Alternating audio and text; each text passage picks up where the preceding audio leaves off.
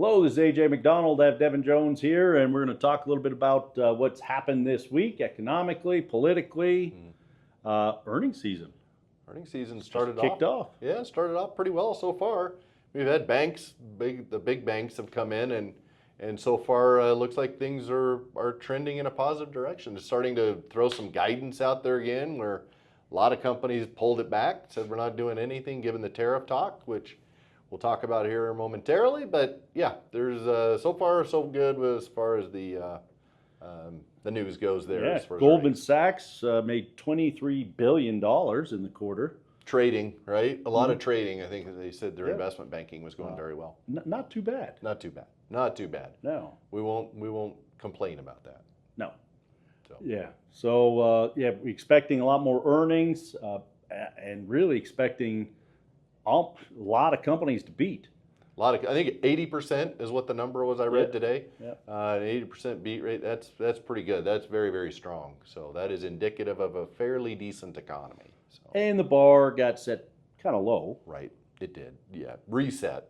Yeah. Low. So as the tariff talk started, kind of March, April, of course, with Liberation Day, companies really pared back expectations for the second quarter and the rest of the year, as you've mentioned. So that's the good news. Companies are making lots and lots of money. There was that study by the University of Michigan about the survey that was done on expectation of inflation, if costs would be higher 6 months from now. And it was overwhelmingly, yes, people thought that prices will be higher 6 months from now, so they're buying now. Right, and it's trending that way, and it's probably true. We're starting to see some things tick up a little bit, and yeah, it's. I think it's going to hold true. Yeah.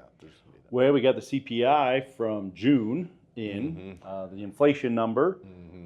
Hate to throw out jargon like that, but the inflation number came in as expected, higher. A little bit higher, right? So, which again, I think kind of leads to probably takes July rate cuts off the table. Would be my guess. So, I guess we can kind of slide into that topic. Jerome Powell is in trouble again with Trump.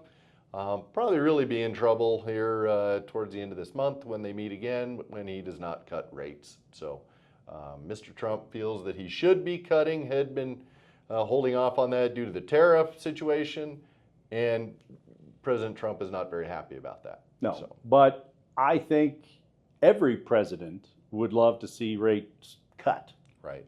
And, well, Trump's a little different than others, but in that regard, he's the same. He wants rates cut, so that spurs growth, also spurs inflation. Does. So it's not a good mix if inflation's going up and then you cut rates, which pushes inflation up higher even more. Right. Happened in the 80s. Yeah. Was that good times? Yeah, I'm thinking a little tougher than normal. Yeah. Stagflation. So there are a lot of reasons why the Fed is supposed to be independent. Trump is trying to change that. Threatened this week about firing him again. Did that little 2-hour spell there didn't go so well for the market. So if that was his way of testing the waters, he failed the test because the market gave back a good chunk of what it had gained earlier in the day when he floated that idea. So. Yeah. Said he'd had a resignation letter that he showed to some Republican leaders. Right. I think it was Tuesday night. It was. And they all agreed. They all agreed. Yeah, they all agreed. But again, floats it out there, pulls it back, maybe a little taco action in there again, but whatever. Anyway, pulled it back saying that firing him is highly unlikely. So the market settled down and then transitioned forward again. So I think it was Jamie Dimon that said the stock market and our currency could crash. It was Jamie Dimon, yes. Who's the CEO of JP Morgan Chase. Yeah. So a lot of the big players on Wall Street are saying keep it independent, don't fire him. Right. Well, and Jamie Dimon's been critical of him in the past. Oh yeah. So for him to come out and kind of have his back as some of the markets have had his back. I mean, the bond market certainly does for not like the idea of him being fired at this point. Now, his term is up in May, if I'm not mistaken. So this is going to probably take care of itself, but not fast enough for President Trump. Yeah. So. Well, President Trump's sending out letters again, tariff letters to 120 countries. So tariff talk continues. The new deadline, August 1st. Right. Although he's kind of flip-flopped on some other rates.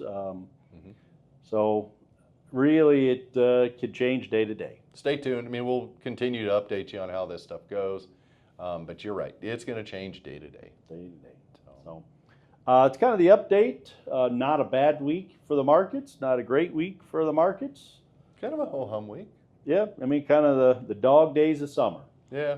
So yeah. Anyway, thanks for watching, and tell your friends to watch, and we appreciate it, and we'll talk to you soon.